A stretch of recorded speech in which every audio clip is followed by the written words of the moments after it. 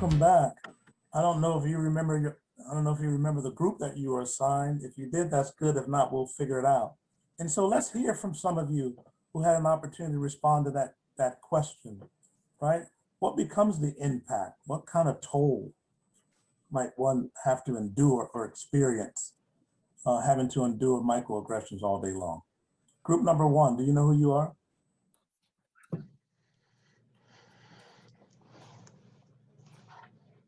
That might be us. Okay, is that Shannon? Yes. Shannon, love to hear what your group identified as consequences. So we talked about that constant feeling of being just kind of beat down and almost defeated. Like people, don't get it, don't understand. And so they just constantly feel powerless and just worn down, and always, like you had mentioned, always at that threshold of, things that what could, put them over the edge or help them, make them feel offended. So I think that captures most of what we talked about. Okay, thanks, Shannon. Group number two. Apparently, I was just voted to speak for our group, so I hope that's okay. That's fine. Two of our members had to stay on mute because there were 4 people in the room, but they typed some really great thoughts. We discussed how, much like Shannon just said, it can have a mental health aspect, some confidence issues in the long term for emotional, taking that emotional toll. But one of the other things that we discussed was the fact that the longer microaggressions are experienced by people, it can also impact their self-esteem. And that impacts so many other different areas of their lives. One of the examples that I gave from the Literacy Council here is people are wanting to reach these really amazing goals that they have for themselves. And maybe they're low-level readers or low-level math. Maybe they don't have their GED yet, but they come in with unrealistic expectations. They want to get X within the next month or 2. And it's probably more like a long-term goal, 1 to 5 years, right? And then they lack the confidence in themselves. They're not willing to invest in themselves by putting in the time and putting in the effort in order to reach the goals, because they feel like no one's ever really invested in them either. So it's kind of we talked about how it can create just a really vicious cycle in someone's mentality in order to help them to break free from that thought process. So I don't know that I am making sense here. I hope that I am. But, so you're suggesting that it could become internalized. Exactly. Yes, thank you. They begin to believe the story that has been placed over them, the words and the phrases that have been placed over them. They begin to believe it, and it's internalized, and they begin to have doubt that they can be who they think they can become. Is that fair? That is fair. That's why you're the expert here, sir. Yes, that's the word I was looking for, internalize. We're partners, Angie. We're partners in this work. Group number 3. I think that was our group.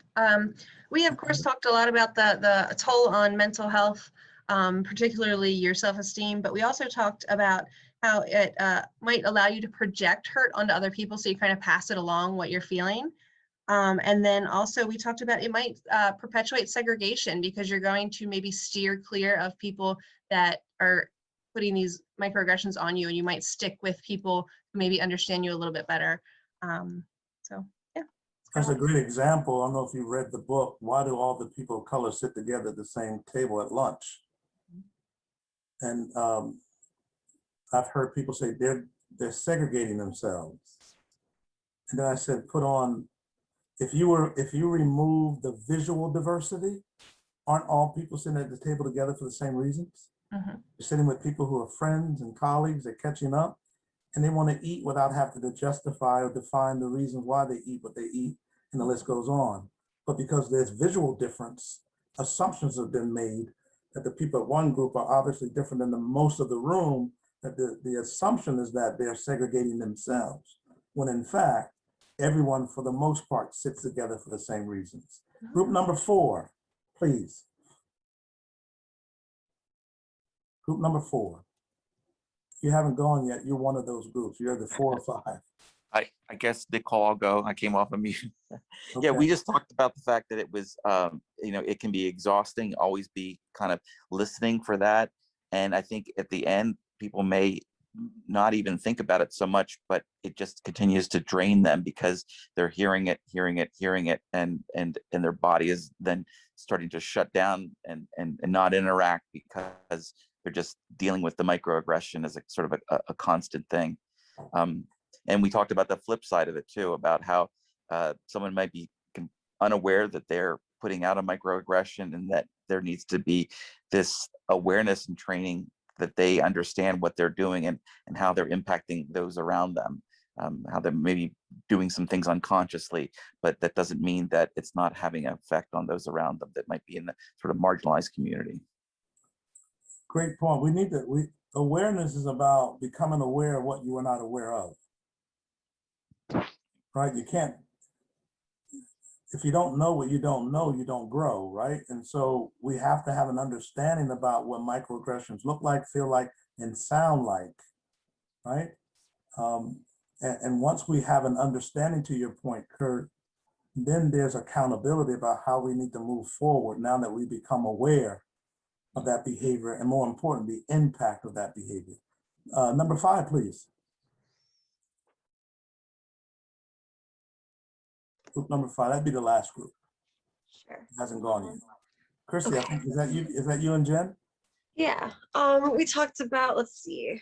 And we talked about workplace, how it could affect the workplace a little bit, could divide people, affect retention and recruitment, and having like diverse clientele, because some people might not feel safe there, some people could be harassed. I mentioned tone policing a little bit, to not tone police people who are speaking up about a microaggression, to try to hold you accountable, trying to like separate like the deserved accountability from maybe like some undue aggression that you don't deserve, but is built up from the cumulative experience of microaggressions, but that you should not tone police them and tell them, don't bring that aggression at me. They deserve to have that space to express in the way that they, like a marginalized person is experiencing. And it's, I guess, a good way to not be defensive and to hear the teachable moment, and to try to, let it resonate, is to be able to kind of like tease out the level, like, where the blame and accountability is due. Am I making that clear? Sure. Tone sure, policing. Jen and, is it Greg or Craig? I'm sorry. Is it Greg? Greg, Did you guys have anything to add? we talked a little bit how the culture of your employment would change and how you wouldn't feel safe expressing ideas and contributing to the team mentality.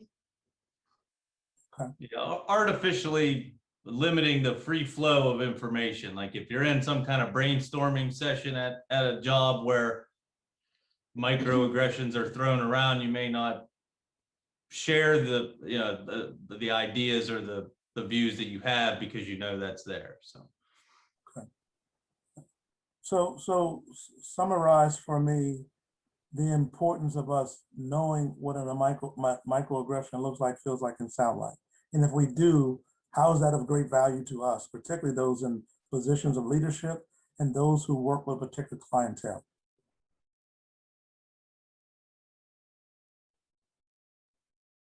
What's the takeaway?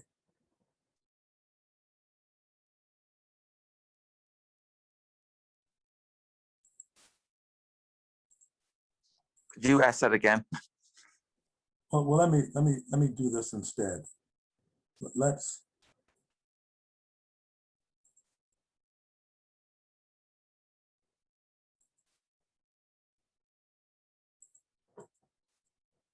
let's talk about the impact, right? Potential impact and emotional toll of members of marginalized groups. Uncertainty, never knowing when they will experience another microaggression. That's stressful all by itself. Constantly vigilant, always mindful of their surroundings. Self-doubt, given the ambiguous nature of some situations, some might obsess over questions like, am I overreacting? Am I being too sensitive? Misinterpreting what just happened? Am I just being paranoid? They bring it up to the member of the privileged group, often met with denial, defensiveness, fear that this could hurt their relationship and career path. Left feeling I don't belong, I can't be successful here. A lot of y'all, you guys have nailed it. I mean, the groups that I got a chance to listen to earlier nailed some of these as well. May change their behavior in hopes that this may lessen their experience of microaggressions. Let me pretend to be someone else, and maybe that'll help. May come across as overly friendly, helpful, passive, soft-spoken, just to survive. Feel pressure to act right, or their actions could be used to reinforce stereotypes about their marginalized group. Carry the group on their shoulders. You know, because you're part of a marginalized group, you're the expert of everyone in your group. Damages the respect that may have for members of privileged groups, may not use them as resources in the future. Often invest time and energy trying to diagnose what happened, manage the impact and feelings, decide if and how to respond.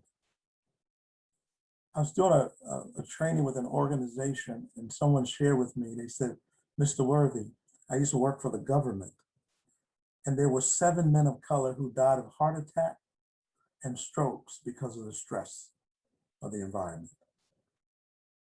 I said, are you kidding me? He said, absolutely not. There's a tremendous amount of stress associated with environments where people feel, when people are very, very impacted on a day-to-day basis. It's stressful trying to pretend who you're not. And it's stressful trying to fit in a place that doesn't want you. It's a very stressful environment. If you choose to let it go, you judge self as supportive of bad behavior, feel guilty for not stepping up. So let's talk a little bit about what you do. Over time, you have noticed that most people do not greet or interact with someone who is using a wheelchair as they do with others walking by.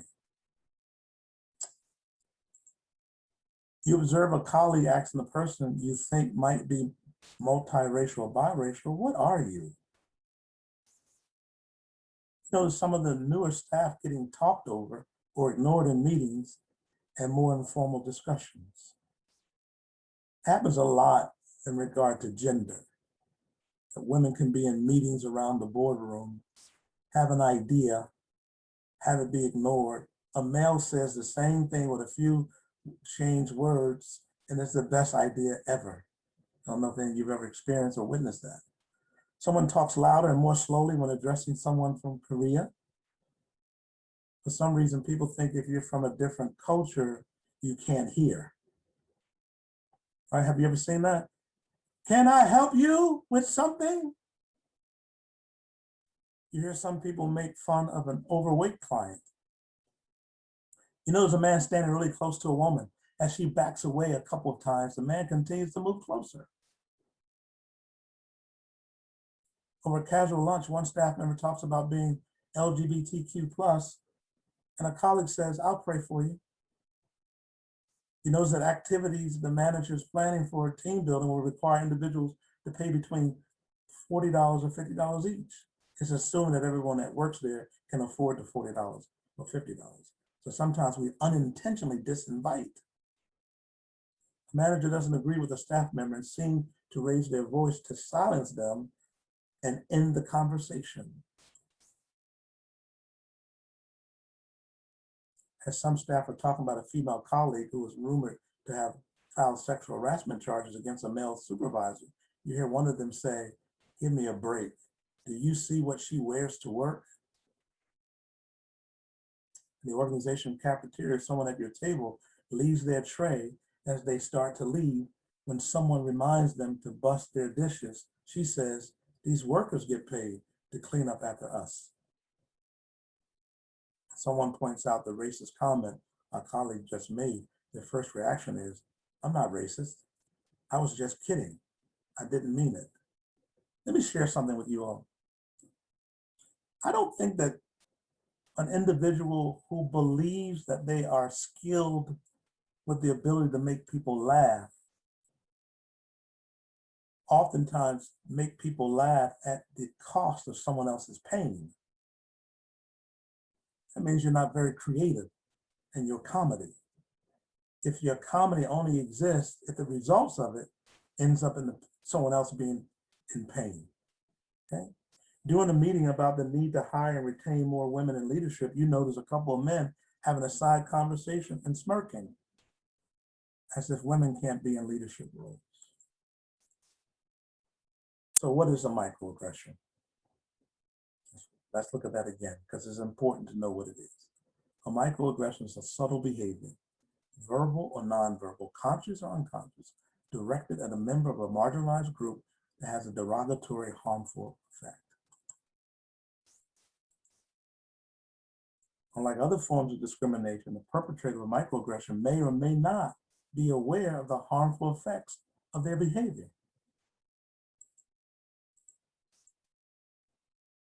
There's categories of microaggressions: micro assaults, micro insults, and micro invalidations. Take a deeper dive. Micro assaults are the most overt microaggressions. The micro assaults, the person committing the microaggression acted with intent to be harmful. Example, using a derogatory term to refer to a person of color would be a micro assault. You know that the term you use is insulting, and you use it anyway. Micro insults are more subtle than micro assaults, but are just as harmful. A micro insult could involve a comment implying that a woman or person of color received their job due to affirmative action, not because they were brilliant and amazing and creative and just outperformed everyone else. It must be because of affirmative action. Micro invalidation are comments and behaviors that deny the experience of marginalized group members, insisting that prejudice is no longer a problem in our society. We don't have racism in our town. We don't have racism in our organization. We don't have sexism. There's no issues around age or ability. Telling the person of color that they are being oversensitive to a racist comment that was made. You're being oversensitive. Here are a few more microaggressions.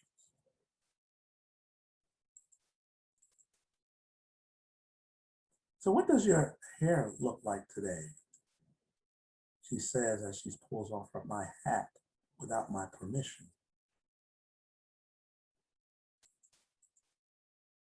Do you speak Jewish? When standing next to my mom, why is your daughter so white? No, where are you really from? Why do you sound white?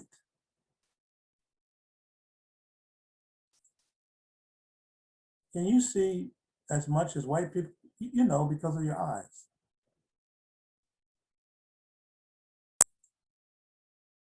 You're really pretty for a dark-skinned girl.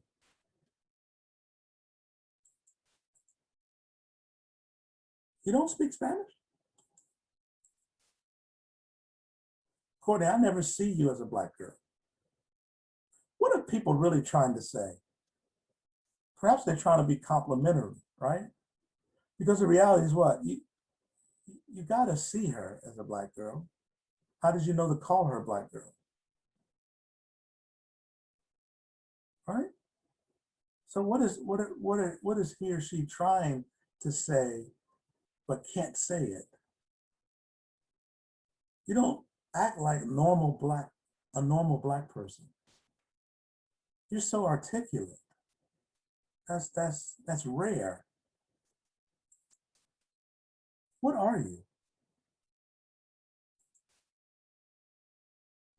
So what do you guys speak in Japan? Some of my best friends are This often happens when someone is accused of being of some sort of ism, and the recovery is, no, my best friend is white. My best friend is gay. And I don't see color. Now, there are people who are colorblind. But how do you not see color? That's so gay, or that's so retarded. I'm colorblind. So what do you people think? What do your people think? Well, I never owned slaves, so let it go. So let's talk just for a few minutes about those microaggressions. Show of hands, have you ever heard it, witnessed it, or said it? I know I fell short in my lifetime. I don't know about anybody else because I'm not perfect. I participated or at some point witnessed a microaggression. It may have good intentions, but there's an impact. Clint, did you have your hand up? You're muted. You can unmute. There you go. Did you have something to say, Clint? No, I was just concurring that I had done that. Oh, I've gotcha. experienced You're that. still up. Gotcha. Yes, sir. Gotcha. Gotcha. Anyone else have experienced it, witnessed this, participated?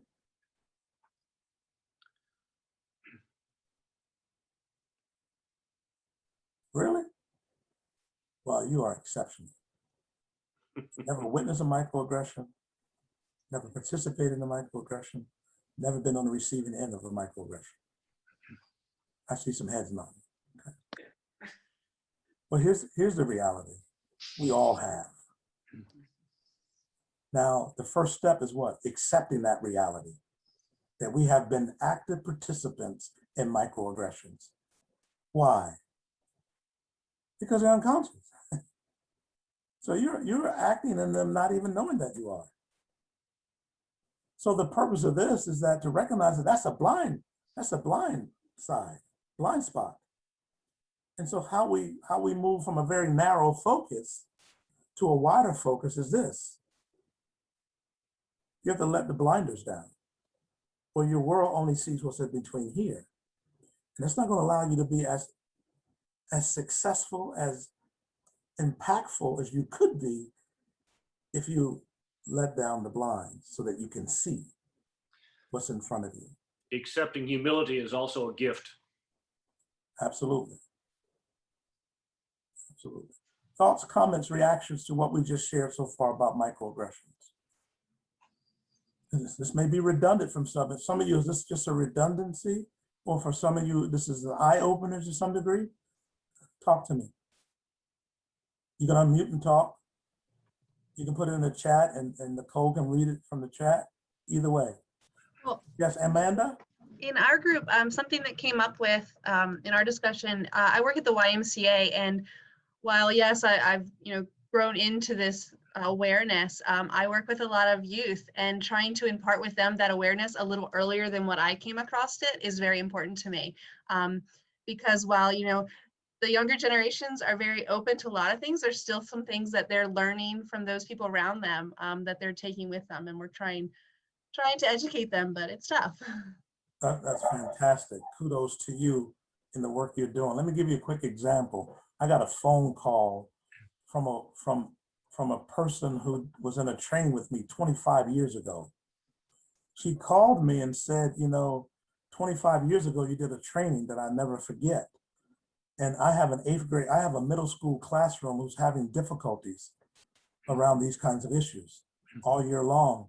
And one of the students was courageous enough to write me a letter to tell me what has been happening all year long, and that she could no longer stomach what was happening, and that someone needed to do something about this.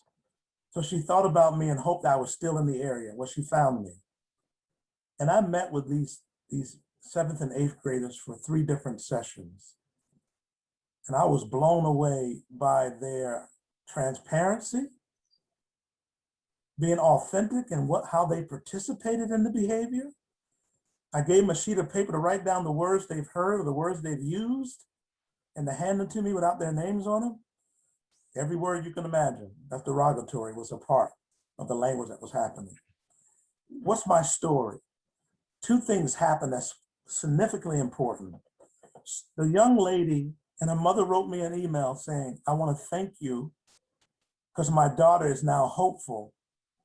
She was somewhat anxious about it being risky to write that letter, but having had this experience, she feels hopeful. So there's two things at play. A 7th grade student, female student, found the courage to say something. The person she communicated to her, the head teacher or the superintendent, whatever you want to call them, responded immediately to her request. That, my friends, is how we make progress, how we create inclusive environments where people feel a sense of belonging and a sense of respect. When we left that day, every student signed a pledge never to participate in that kind of behavior. If they did, I taught them how to interrupt it, educate them, engage one another, and they agreed and they signed the pledge. 3 sessions with 7th and 8th graders. So keep doing the work, Amanda. Someone else, what's your takeaway? What's your aha moment? What do you hope that we understand and walk away with based on your input and experience? Anyone? You want me to do all the talking? Talk to me. There's some brilliant people in this room who have some experiences who can teach us some stuff. I listened to you already. So a lot of people here can teach us something. It doesn't mean that we're not going to be making future mistakes, but I think we're a lot quicker at acknowledging it and realizing we do so. You can't be fearful. Here's why people are afraid to do anything. What if I say the wrong thing? What if I make it worse? What if I get labeled? Right? Be your authentic self. If you mean well, it will come out well. If it doesn't, guess what? Apologize. It wasn't intentional. Ask for a do-over, right? I come back to Brian and say, Brian, man, I've known you a long time. And I came at you the other day, quite honestly, disrespectfully. You know, I had a rough day that day and you deserve better, but I do want to have the conversation. And 1, will you accept my apology? And 2, would you provide me a do-over? Because at the end of the day, the only way we win if we can engage each other in conversation, not for debate, but for clarity and understanding. You know, Brian, you've given me some insight. I think if I provide some information with you, you might find great value in it. Because sometimes we have to unlearn before we can relearn. Right? Or I walk up to Jenny and say, Jenny, you know, Jenny, I know that your heart, I know your heart, but it'd be a disservice to me if I don't take advantage of this teachable moment. Would you give me permission to teach right now in this moment? Would you, Jenny? Yes. Thank you, Jenny. Jenny, I don't believe that you are aware of the impact of the language you selected in the conversation. In fact, I'm sure of it. But what I will not allow happen is to have you walk away and not know that that word is offensive, particularly when it's not your intention. And so I stand in a position to make you aware so you can then make a decision about whether or not you want to continue to use that language. Now, I don't get to control what she decides, but I can give her some options and educate her about the impact of the language and the words that she's using. Nikki, what we got in the chat? Do we have questions in the chat or statements? You can read those for me. Can you hear me, Nikki? Yep, sorry, had to unmute. Sure. We have Doris. It's a great eye-opener to reflect back on what we have seen or heard around us, not only as an adult, but as a child. Excellent. Any others? Be open to change. Ensuring those I work with that you are not poor only if you allow yourself to be labeled poor in body and soul. And then one more, because we don't know what we don't know, we have to keep engaging in these conversations and trainings to become aware. Excellent. Any other last minute thoughts? Comments?